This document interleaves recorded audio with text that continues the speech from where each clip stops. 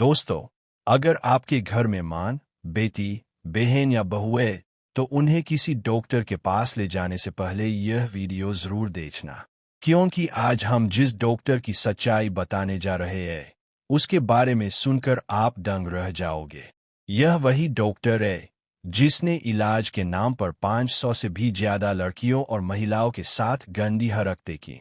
जब आप इसकी पूरी कहानी जानोगे, तो आपके होश उड़ जाएंगे कि किस तरह इस शख्स ने यह सब किया और आखिर इसके पीछे कौन उसका साथ दे रहा था। इस डॉक्टर का नाम था रॉबर्ट हेडन। 1959 में उसका जन्म न्यूयॉर्क के लॉन्ग आइलैंड इलाके में हुआ। बचपन से ही उसकी जिंदगी परेशानियों से भरी हुई थी। वह एक आंख से देख नहीं पाता था और एक कान से ठीक से सुनाई नहीं देता था। ऊपर से उसकी शक्ल सूरत भी सांता क्लॉज जैसी थी, लेकिन इस चेहरे के पीछे छिपे राज बेहद काले थे। रॉबर्ट की मां शराब की आदी थी। नशे में धुत होकर कई कई दिन घर से गायब रहती। उसके पिता भी बिल्कुल लापरवाह थे, मानो किसी और जगह पर भी परिवार बसा रखा हो। इन हालातों में पले बढ़े रॉबर्ट को कभी भी इमोशन सपोर्ट नहीं मिला। लेकिन उसकी जिंदगी की असली त्रासदी तब शुरू हुई जब सिर्फ 11 साल की उम्र में उसका बड़ा भाई ही उसके साथ जबरदस्ती करने लगा। जब भी घर में माँ बाप मौजूद नहीं होते, भाई उसे पकड़कर गलत हरकतें करता। इतनी बार ऐसा होने लगा कि रॉबर्ट के दिमाग में रिश्तों और नज़दीकी का मतलब ही बिगड़ गया। इसके बावजूद रॉबर्ट की ख्वाहिश थी कि वह बड़ा होकर डॉक्टर बने। उसने मेडिकल की पढ़ाई फ्लोरिडा से की और इसके बाद कोलंबिया यूनिवर्सिटी मेडिकल सेंटर में गायनेकोलॉजिस्ट की नौकरी करने लगा।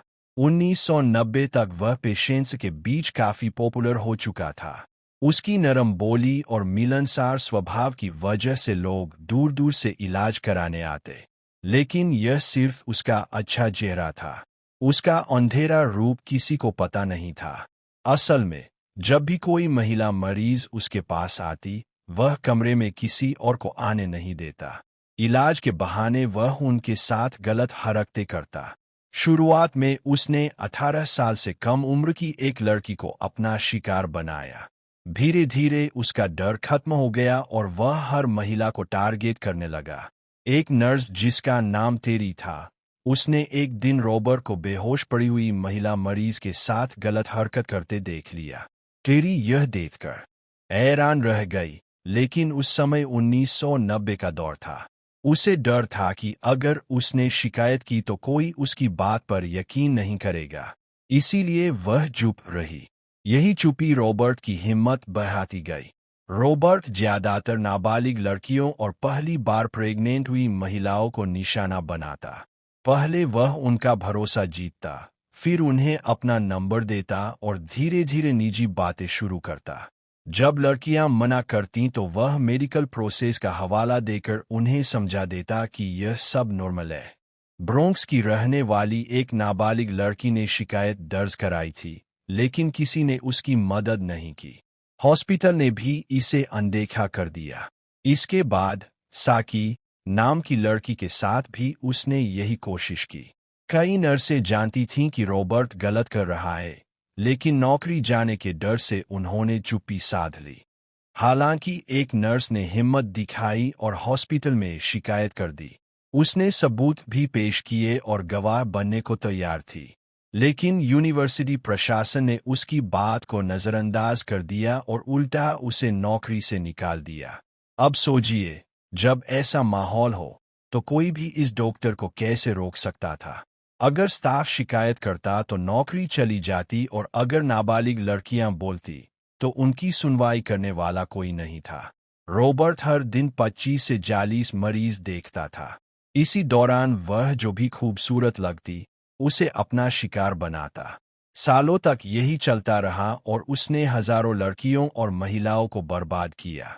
2005 में चार्लोट ब्रूक्स नाम की महिला ने केस दर्ज कराया, लेकिन जांच फिर भी नहीं हुई और रॉबर्ट बच निकला। घर पर वह खुद को एक आदर्श पति और पिता दिखाता। उसकी एक पत्नी, एक बेटा और एक बेटी थी। बाहर वह दरिंदा था और घर पर मासूम इंसान का नकाब पहन लेता। 2012 में लोरी कॉक नाम की एक प्रेग्नेंट महिला उसके पास इलाज के लिए आई। शुरुआत में सब सामान्य लगा, लेकिन चेकअप के दौरान रॉबर्ट ने उसके साथ गलत हरकत की। लोरी ने तुरंत अपने पति और पुलिस को बुला लिया। पुलिस ने उसे गिरफ्तार किया, लेकिन अगले ही दिन छोड़ दिया। बस इतना कहा गया कि अब से मरीजों के साथ वह अकेला नहीं रहेगा, उसके साथ हमेशा एक महिला डॉक्टर मौजूद होगी।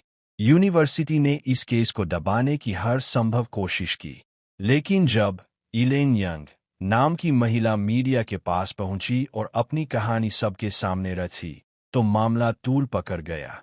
2017 में जब मीटू मूवमेंट आया, तब सैकड़ों महिलाएं सामने आईं। उन्होंने रॉबर्ट के खिलाफ फेडरल लेवल पर केस दर्ज कराए। 500 से भी ज्यादा महिलाएं कोर्ट में खड़ी होकर अपनी पीड़ा सुनाती रहीं। जांच में खुलासा हुआ कि कोलंबिया यूनिवर्सिटी भी इस सब को जानबूझकर दबा रही थी। नतीजतन 200 से ज्यादा पीड़ितों को $30 मिलियन का मुआवजा दिया गया, लेकिन हॉस्पिटल के स्टाफ पर कोई कार्रवाई नहीं हुई। आखिरकार 2023 में 64 साल की उम्र में रॉबर्ट कोर्ट में पेश हुआ। उस पर कई केस साबित हुए। हर चार्ज पर 20 साल की सजा सुनाई गई। आधिकारिक तौर पर 500 से अधिक महिलाएं पीड़ित बताई गईं, लेकिन रिपोर्ट्स कहती है कि यह संख्या और भी ज्यादा थी। कई महिलाएं डर या शर्म की वजह से सामने ही नहीं आईं। दोस्तों, रॉबर्ट हेडन की यह कहानी सुनकर आपको क्या लगता है? ऐसे लोगों को कैसी सजा मिलनी चाहिए? अपनी राय कमेंट में जरूर लिखना। और ऐसी ही अनसुनी कहानियां देखने के लिए चैनल को सब्सक्राइब करना मत भूलना।